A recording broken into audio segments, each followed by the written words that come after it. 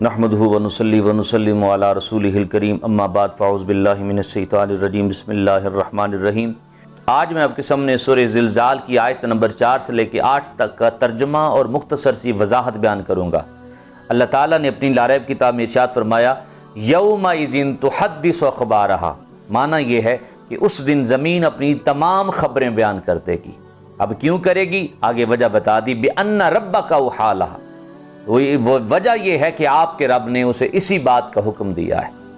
اب زمین اپنی کون سی خبریں بیان کرے گی، اس کے اوپر حدیث پاک سن لیں۔ حضرت ابو ہریرہ فرماتے ہیں کہ نبی پاک صلی اللہ علیہ وسلم نے یہی آیت اپنے صحابہ کے سامنے پڑھی تو صحابہ سے پوچھا، اے میرے صحابہ بتاؤ زمین اپنی کون سی خبریں بیان کرے گی؟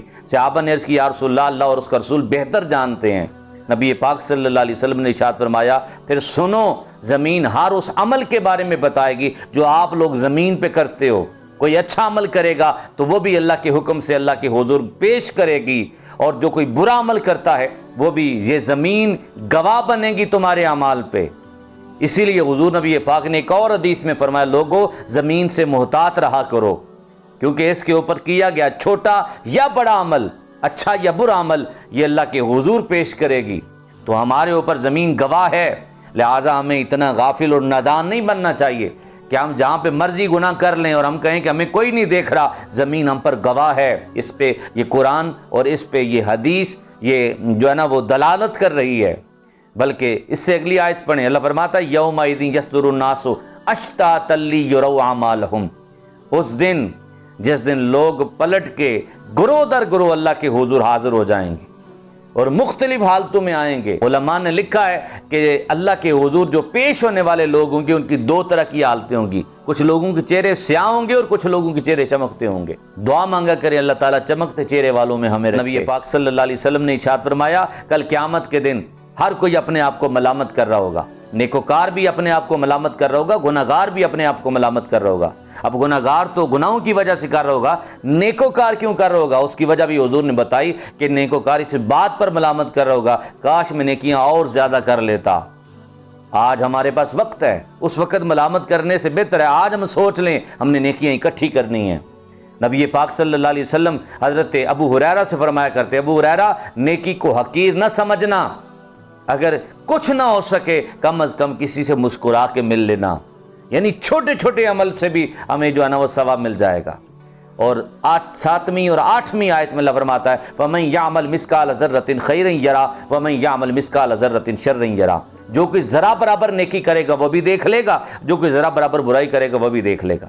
اب آپ کے چھوٹے چھوٹے عمل کی ویلیو بتائی جا رہی ہے کہ یہ بات ذہنوں سے نکال دیں کہ آپ چھوٹا گناہ چھوٹا سمجھ کے کر لیں گے تو کوئی پوچھے گا نہیں، اللہ کے حضور وہ تمہارے سامنے آئے گا، اور جو کوئی چھوٹی سی نیکی کرے گا تو اس کو نظر انداز کر دیا جائے گا، ایسا نہیں ہے۔ اللہ کے سامنے جو ہے نا وہ آپ کے سامنے وہ نیکی کر دی جائے گی کہ یہ تو نے ہمارے لیے نیکی کی، چھوٹی سی تھی لیکن پھر بھی ہم نے اس کو بلایا نہیں ہے، نظر انداز نہیں کیا۔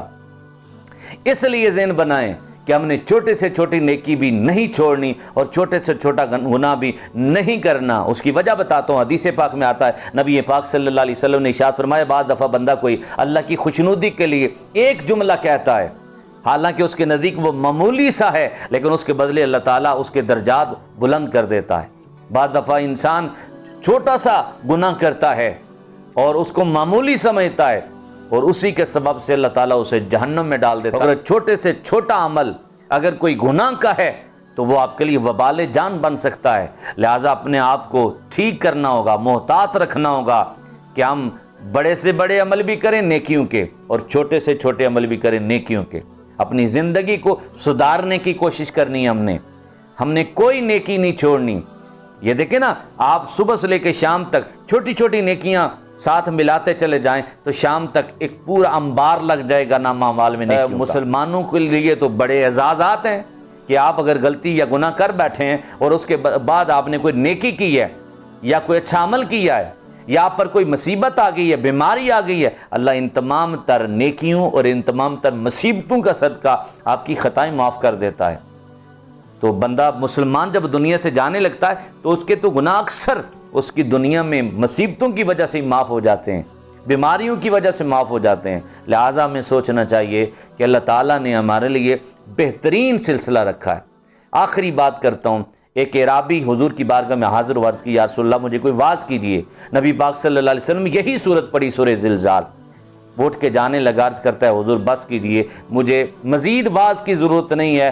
حضور نبی پاک نے اس کے اس استقامت اور اس کی نیت کا جو ثمر کیا دیا، فرمایا یہ بندہ کامیاب ہو کے جانے لگا یہاں سے، کیونکہ اس نے ذہن بنا لیا کہ فَمَن يَعْمَلْ مِثْقَالَ ذَرَّةٍ خَيْرًا يَرَهُ، چھوٹی سی نیکی بھی قبول ہو جانی۔